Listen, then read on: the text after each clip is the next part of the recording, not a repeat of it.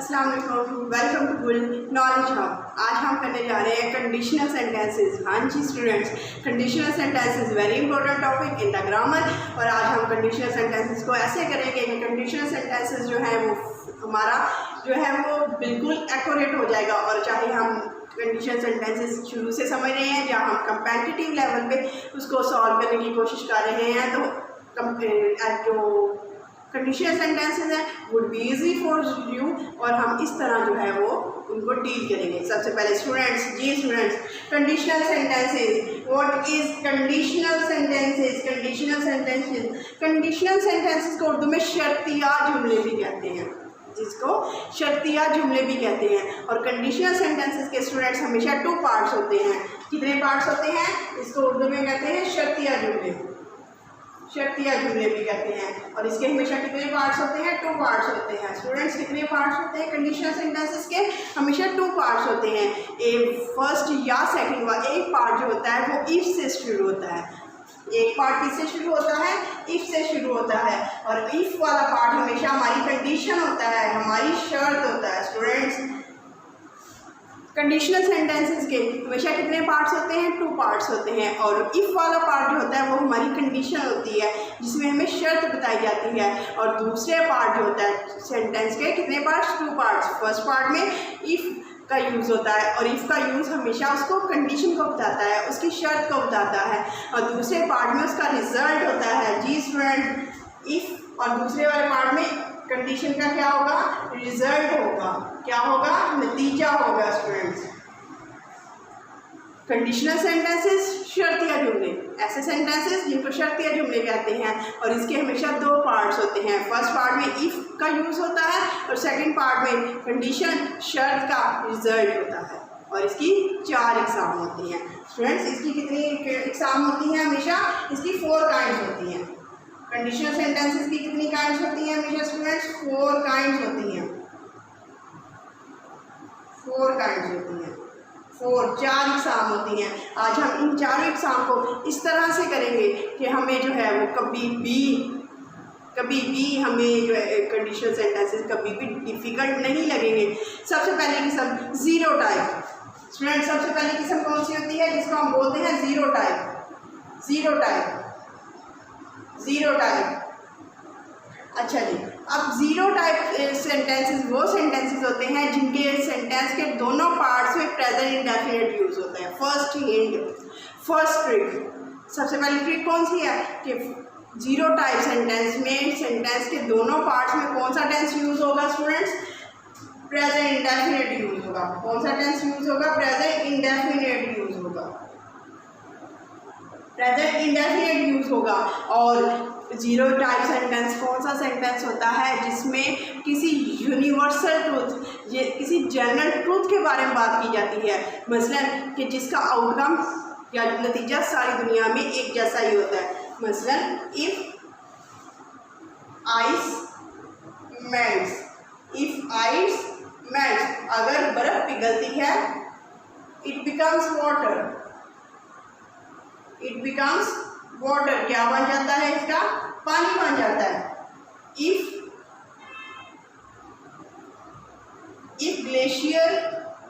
Glacier melts, अगर glacier melts होते हैं, फ्लड कम, तो क्या आ जाते हैं? फ्लड्स कम। तो हमेशा क्या आते हैं? सैलाब आ जाते हैं। अब ये देखें स्टूडेंट, अगर हम ये आउटकम आना ही आना, ज़ीरो टाइप सेंटेंस में, ज़ीरो टाइप कंडीशनल में जनरल ट्रूथ होता है कि ऐसा इफ शर्त ऐसी होती है जिसका नतीजा सारी दुनिया में एक जैसा होता है। मसलन कैसे?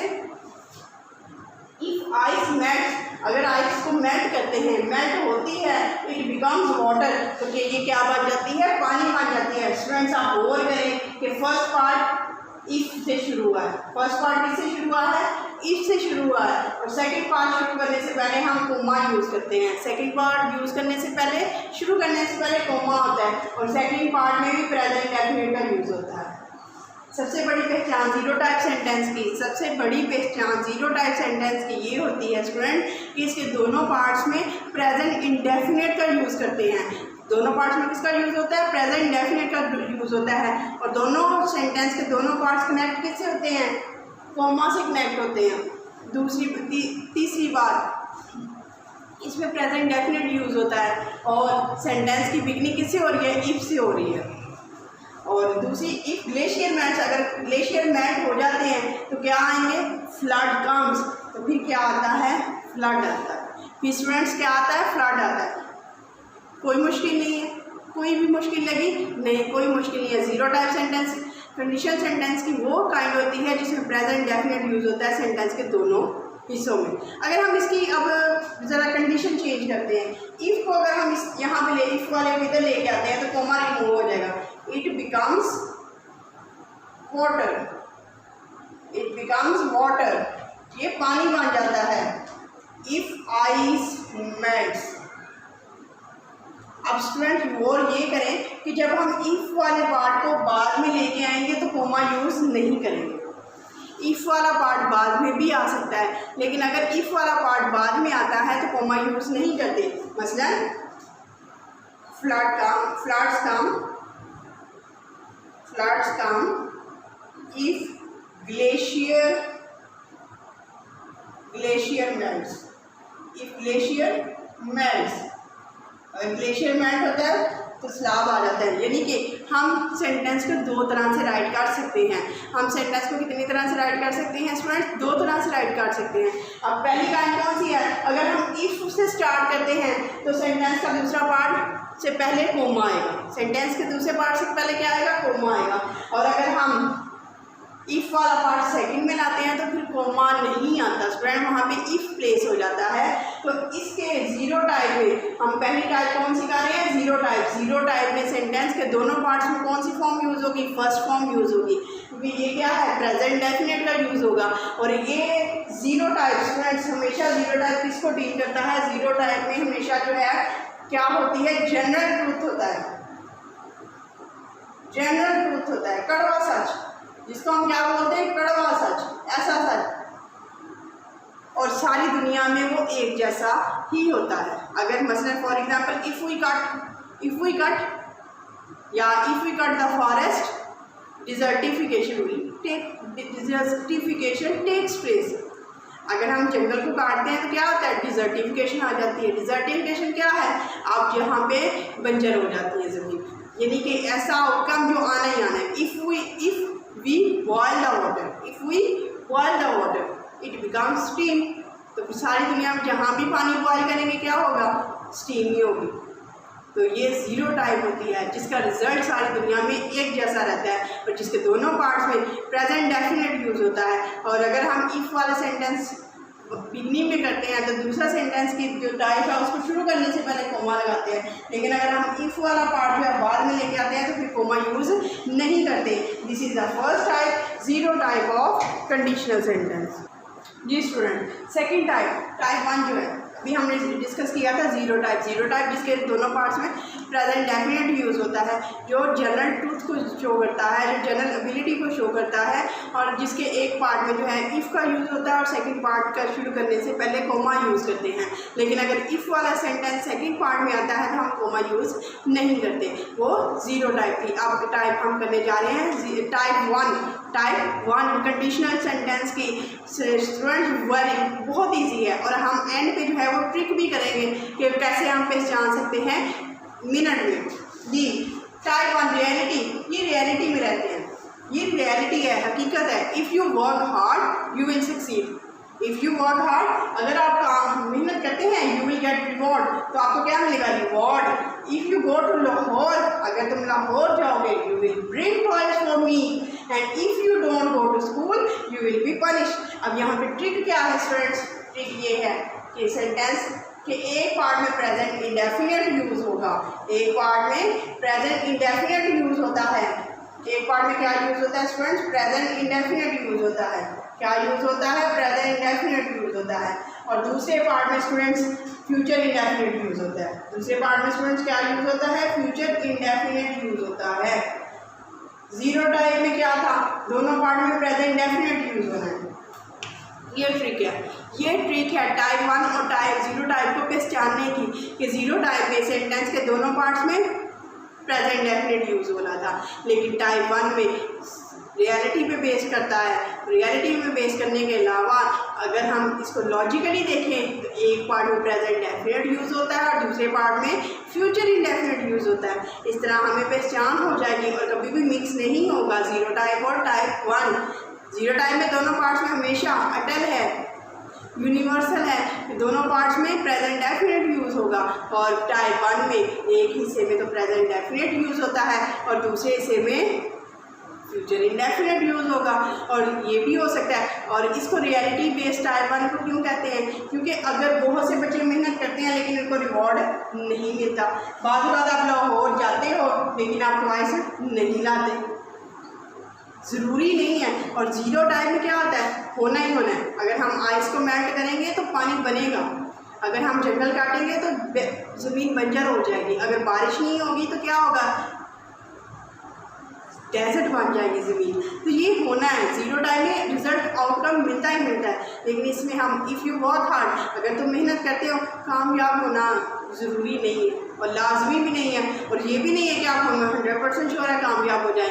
अगर आप लाहौर जाते हो तो ज़रूरी नहीं है कि आपके जहन में रहे कि आप टॉयस ले आओ, ये हकीकत है। इसलिए तो इसको रियलिटी बेस कहते हैं कि इसका आउटकम हो भी सकता है और नहीं भी हो सकता। लेकिन इसको पहचानने का सबसे बेहतरीन तरीका क्या है स्टूडेंट्स, कि इसके एक पार्ट में प्रेजेंट डेफिनेट यूज़ होता है और दूसरे पार्ट में फ्यूचर इंडेफिनेट यूज़ होता है। This is called reality base, this is called type one. और अब हम टाइप टू की तरफ आते हैं। इसको हाइपोथेसिस क्यों कहते हैं? हाइपोथेसिस क्या असर आई, अगर उसने मेहनत की होती तो वो कामयाब हो जाता, अगर उसने मेहनत की तो वो कामयाब हो जाएगा, माजी की बात है। अब स्टूडेंट्स इसमें ट्रिक क्या है? इसमें ट्रिक ये है कि फर्स्ट पार्ट में सेकंड फॉर्म यूज़ होती है, पास्ट इंडेफिनिट। फर्स्ट पार्ट में हमेशा क्या कौन सा आएगा? पास्ट इंडेफिनिट आएगा। स्टूडेंट्स कौन सी आएगी? पास्ट इंडेफिनिट आएगी। और दूसरे में वुड के साथ second first form, would plus first form, would plus first form आएगी। Student very easy. अब आपको लाजमी जो है वो अंडरस्टैंड हो चुका होगा कि जीरो टाइप में दोनों पार्ट्स के दोनों हिस्सों में क्या आता है? प्रेजेंट डेफिनेट यूज़ होता है। टाइप वन में एक पार्ट में प्रेजेंट डेफिनेट और दूसरे पार्ट में फ्यूचर इंडेफिनेट। टाइप टू में फर्स्ट पार्ट में पास्ट इंडेफिनेट और सेकेंड पार्ट में वुड प्लस फर्स्ट फॉर्म। और इसको हाइपोथेसिस क्यों कहते हैं? क्योंकि ये माजी में है। क्या असर आई? अंदाज़ा लगाया, उसने मेहनत की तो वो कामयाब हो गया होता। अगर इफ़ आई सा क्या, अगर मैंने टोपी देखी होती, I would buy it for you, तो मैं आपको इसको खरीद लेता। मसला हम अंदाज़ों में, क्या सराइयों में, ख्वाबों में, ख्यालों में ही रहते हैं, हकीकत नहीं होती। अगर मैंने ये किया होता तो शायद ये होता, तो शायद ये होता। अब हम थर्ड टाइप करने जा रहे हैं, वेरी इंपॉर्टेंट टाइप, और इसको फिर हम एनालिसिस करेंगे और इनका कंपैरिजन भी ड्रॉ करेंगे।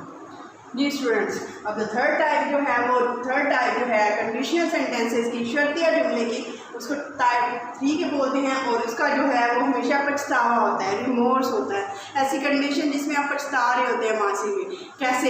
If he had worked hard, अगर उसने मेहनत की होती, ही वुड हैव पास्ड, तो वो कामयाब हो जाता। अगर उसने मेहनत की होती, इसमें पछतावा है, इसमें रिमोर्स है कि काश कि अगर उसने मेहनत की होती तो वो पास हो जाता। नंबर 2 जो है, if I had been rich, अगर मैं अमीर होता, I would have helped the poor, तो मैं गरीबों की मदद भी करता। अगर मैं अमीर होता। If he had run fast, अगर वो तेज दौड़ता, he would have reach the hospital, तो वो जो है वो हॉस्पिटल पहुंच जाता। अब हम कंपैरिजन ड्रॉ करते हैं जिसकी वजह से कंपैटिटिव लेवल हो, कोई भी लेवल हो, आप आसानी से रिकग्नाइज कर सकेंगे, पहचान सकेंगे कि जीरो टाइप कौन सी है, टाइप 1 कौन सी है, 2 कौन सी है और 3 कौन सी है। और कंडीशनल सेंटेंसेस जो है वो आप लोगों को बहुत अच्छे से आसानी से समझ भी आ जाएंगे। जी स्टूडेंट्स, पहली टाइप जीरो टाइप, जिसमें रियलिटी होती है, जिसमें सेंटेंस के दोनों हिस्सों में प्रेजेंट इंडेफिनिट यूज़ होता है, दोनों हिस्सों में प्रेजेंट इंडेफिनिट यूज़ होता है, फर्स्ट फॉर्म यूज़ होती है। टाइप 1 जिसके एक पार्ट में प्रेजेंट इंडेफिनिट यूज़ होगा और दूसरे पार्ट में फ्यूचर इंडेफिनिट यूज़ होगा, और ये रियलिटी बेस्ड होगी। ये कौन सी है? रियलिटी, जो हम आज प्रेजेंट में रियलिटी में, यानी कि कोई मेहनत करता है तो कामयाब हो भी सकता है और नहीं भी हो सकता। टाइप 2 जिसके फर्स्ट पार्ट में पास्ट इंडेफिनिट आता है, दूसरे पार्ट में वुड के साथ फर्स्ट फॉर्म लगाते हैं। पहले पार्ट में सेकंड फॉर्म यूज होती है पास्ट इंडेफिनिट, दूसरे हिस्से में वुड के साथ फर्स्ट फॉर्म आती है। और टाइप 3 जो है उसमें क्या होता है स्टूडेंट्स, उसमें क्या होता है, उसमें ये होता है had plus third form, had plus third form. पहले पार्ट में हैड प्लस थर्ड फॉर्म आएगी, पहले पार्ट में हैड प्लस थर्ड फॉर्म आएगी और दूसरे पार्ट में वुड है प्लस थर्ड फॉर्म, दूसरे हिस्से में वुड है प्लस थर्ड फॉर्म। और इस तरह स्टूडेंट्स आपको अच्छे से रिकग्नाइज हो जाएंगे कि जीरो टाइप में हम सेंटेंस के दोनों पार्ट्स में प्रेजेंट डेफिनेट यूज़ करते हैं। टाइप 1 में फर्स्ट पार्ट में प्रेजेंट डेफिनेट, सेकंड पार्ट में विल और शैल के साथ फर्स्ट फॉर्म, यानी फ्यूचर इंडेफिनेट।